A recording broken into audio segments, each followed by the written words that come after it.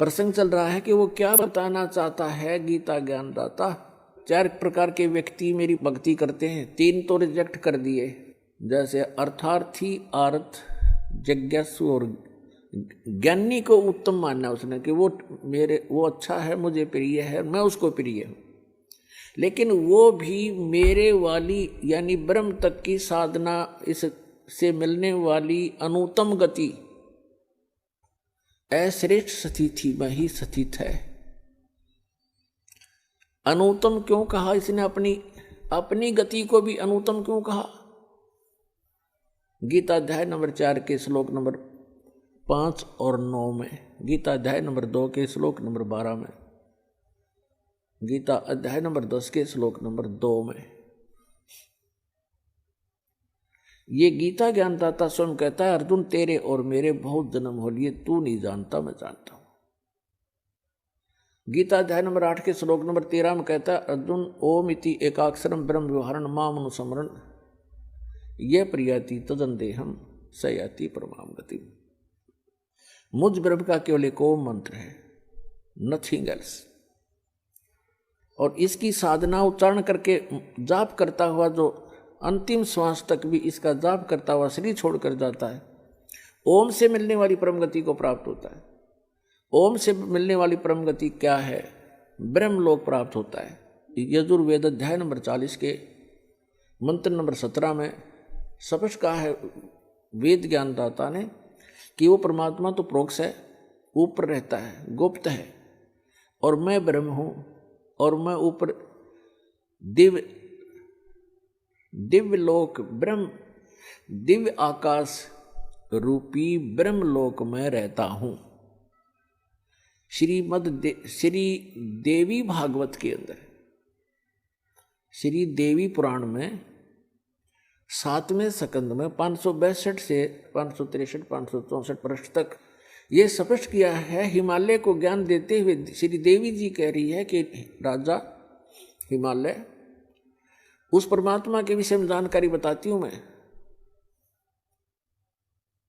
उसका ओम नाम है, और उस ओम नाम को का जाप करके ब्रह्मलोक की प्राप्ति कर लेता है, ब्रह्म को प्राप्त होता है, और वो ब्रह्म ऊपर दिव्य आकाश रूपी ब्रह्मलोक में रहता वो ब्रह्म,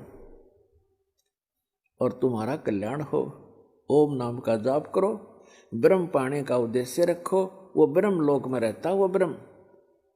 तो पुण्यात्मा, ओम नाम के जाप से ब्रह्मलोक प्राप्ति होती है। श्रीमद् भगवत गीता अध्याय नंबर 8 के श्लोक नंबर 16 में कहा कि अर्जुन, ब्रह्मलोक में गए हुए प्राणी भी पुनरावृत्ति में है। 8वें अध्याय के 13वें श्लोक में अपनी साधना का मंत्र बताते हैं कि इसके अतिरिक्त कोई मंत्र नहीं है, उसके अतिरिक्त कोई नाम जाप कराते हैं। कौन कौन से? ओम नमः शिवाय, ओम भगवते वासुदेव नमः आदि आदि, ये मंत्र नहीं है, क्योंकि ये श्रीमद् भगवत गीता में नहीं लिखे हैं। 8वें अध्याय के 5 और 7 में ये खुद कहता है कि अर्जुन मेरी भक्ति कर, मुझे ही प्राप्त होगा, लेकिन युद्ध करना पड़ेगा, यह शांति नहीं हो सकती। गीता अध्याय नंबर 8 के श्लोक नंबर 1 में अर्जुन ने पूछा कि आप जी ने जो 7वें अध्याय के 29वें श्लोक में बताया है कि तत्ब्रह्म को जान के और सारे अध्यात्म स्पिरिचुअल नॉलेज से, कंप्लीट स्पिरिचुअल नॉलेज, संपूर्ण अध्यात्म ज्ञान से परिचित और सभी कर्मों से परिचित प्राणी केवल जरा और मरण के इस संकट से छूटने का प्रयत्न करता है। जरा माने बुढ़ापा, बुढ़ापे का दुख, मरण माने मृत्यु का कहर। ये दोनों दुख यहाँ पर कंपलसरी। तो जिसको ये ज्ञान हो जाता है, जो तत्वदर्शी संत की शरण में चले जाते हैं, उनको संपूर्ण अध्यात्म ज्ञान प्राप्त हो जाता है। फिर वो केवल उस तत्ब्रह्म से परिचित हो जाते हैं, तत्ब्रह्म से और सारे अध्यात्म ज्ञान से, सब कर्मों से। जैसे कोई किसी से कोई धोखा करेगा तो उसका फल भोगना पड़ेगा, चोरी करेगा तो वो देना पड़ेगा, उसके गधा बन कर देना पड़ेगा। तो ये कर्मों से परिचित हो जाने के उपरांत प्राणी गलती नहीं करेगा, भूखा रह सकता है। तो फिर क्या बताया है कि अर्जुन ने पूछा 8वें अध्याय के प्रथम मंत्र में, वे किम तत्ब्रह्म वो तत्व ब्रह्म क्या है? 8वें अध्याय के 3 श्लोक में गीता जी में गीता ज्ञानदाता कहता वो परम अक्षर ब्रह्म है, यानी गीता ज्ञानदाता से अन्य है। श्रीमद् भगवत गीता अध्याय नंबर 1 से लेकर 4 और 16 और 17 में परमात्मा की परिभाषा कोड वर्डों में बहुत कुछ डिफाइन है, वर्णित है।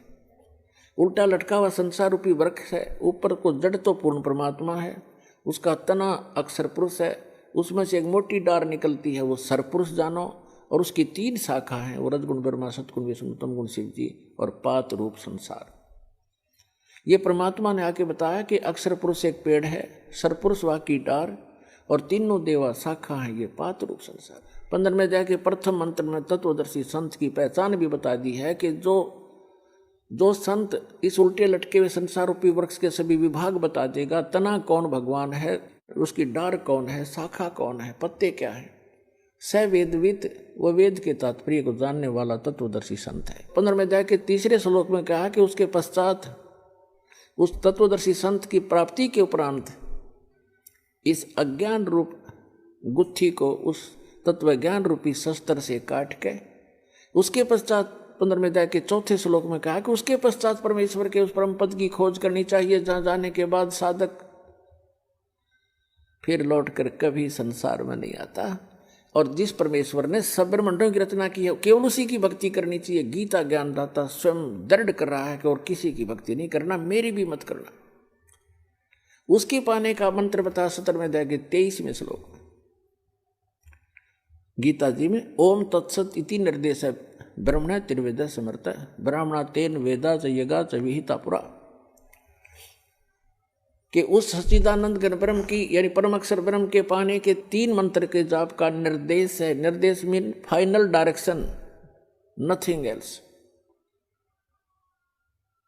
18वें अध्याय के 62वें श्लोक में कहा कि अर्जुन तू सर्वभाव से उस परमेश्वर की शरण में जा, उसकी कृपा से तू परम शांति को और सनातन परम धाम को प्राप्त होगा, शाश्वत स्थान को प्राप्त होगा, जहां जाने के बाद फिर कभी मृत्यु नहीं होती। श्रीमद् भगवद गीता अध्याय नंबर 8 के श्लोक नंबर 5 और 7 में तो अपनी साधना बताता है कि मेरी भक्ति कर मुझे प्राप्त होगा, युद्ध करना पड़ेगा, और युद्ध करना हुआ शांति नहीं। फिर गीता अध्याय नंबर 8 के श्लोक नंबर 8, 9, 10 में स्पष्ट कर दिया है कि जो उसकी भक्ति करता है, उस परम अक्षर ब्रह्म की भक्ति करता है, तत्वदर्शी संत की शरण में जाकर उसको प्राप्त होता है। अंत समय में भक्ति के बल से, इस भक्ति की कमाई से फिर 18वें अध्याय के 66वें श्लोक में निर्णायक ज्ञान दे दिया है। उसमें कह दिया कि सर्वधर्मान प्रीतज माम एकम शरणम व्रज अहम तवा सर्व पापे भयमोक्षामि मासुच। गीता ज्ञानदाता कहता है कि यदि तूने उस परमेश्वर की शरण में जाना है, जहाँ जाने के बाद फिर लौट कर नहीं आना है, शाश्वत स्थान को प्राप्त करना है, तो मेरे सत्र की जितनी पूजाएं हैं वो मुझे छोड़ दे। ओम नाम का जाप, ये 5 यज्ञ हम इस काल के सत्र की करते हैं, ताकि इसका ऋण देकर इसके यहाँ का, क्योंकि हम इसके होटल में रह रहे हैं, इसका कर्जा हम पर चढ़ रहा है। पहले हम क्या गलती करते रहे, ऋषि बनकर ओम नाम का जाप करते, यज्ञ करते कराते हम ब्रह्मलोक में चले जाते। वहाँ इसका होटल है, वहाँ 25% चार्ज लेता, हमारे से सुविधा सारी दे देता, नाचने गाने सारे गंदे कर्म जो कहीं पृथ्वी पर ना उपलब्ध हो वहाँ होते हैं, और उसको ये स्वर्ग कहा करते, महास्वर्ग। हम अपनी पूंजी को वहाँ नाश करके और फिर पाप भी भोगते, और फिर 83 लाख योनियों भोगते, और यहीं धक्के खाते रहे। अब हम इस पूंजी को नष्ट नहीं करेंगे, अपनी जो भक्ति करें, हम इसको दे देंगे ब्रह्म को। इस श्वास के सतनाम में दो अक्षर का मंत्र है, एक ओम है, एक तत्, और सार नाम के अंदर फिर ये तीनों इकट्ठे हो जाते हैं। तो हम जो ओम नाम के जाप की कमाई इसको दे देंगे, ये ब्रह्म की है। ये स्वयं भी कहता 18वें अध्याय के 66वें श्लोक में, सर्वधर्मान परित्यज माम एकम शरणम व्रज, मेरे सत्र के सभी पूजाएं जो मेरे सत्र की भक्ति है वो धन मुझे दे दे, नू का नू, फिर मैं तुझे सब पापों से मुक्त कर दूंगा, और फिर तू उसकी शरण में जा, मुझे कोई ऑब्जेक्शन नहीं। अब जैसे हमने किसी का कर्ज ले रखा हो और वो कहेगा वे तुझे जब छोड़ूंगा तो मेरा कर्ज दे देगा, तो हम इसका कर्ज दे देंगे, छोड़ेगा, छोड़ना पड़ेगा इसको। तो स्वयं भी अपना वायदा करता है।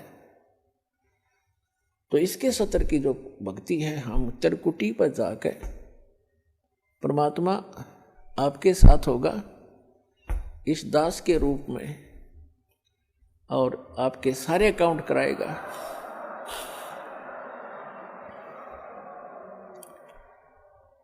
और वहां पर आपके एडवोकेट का काम करेगा परमात्मा इस दास के रूप में।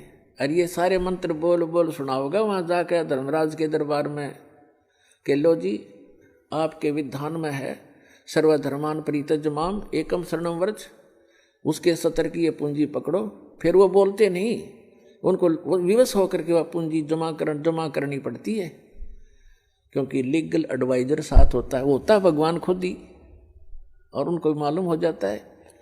तो इस प्रकार पुण्यात्माओं किसी भी ऑफिस में आप जाते हो और आपका एडवोकेट साथ हो तो वो आधे वैसे डिप्रेस हो जाते हैं कि जानकार आदमी है, वो अटपट करोगे तो तुम्हारी फिर बात बिगड़ जाएगी। तो इसलिए गुरु की आवश्यकता आपको अंतिम श्वास तक पड़ेगी। और गुरु पूरा गुरु हो, उस परमात्मा से परिचित हो, उसका कृपा पात्र हो, तो वो दास इस पृथ्वी पर आज के दिन अरीब अपना डगमग ना होना।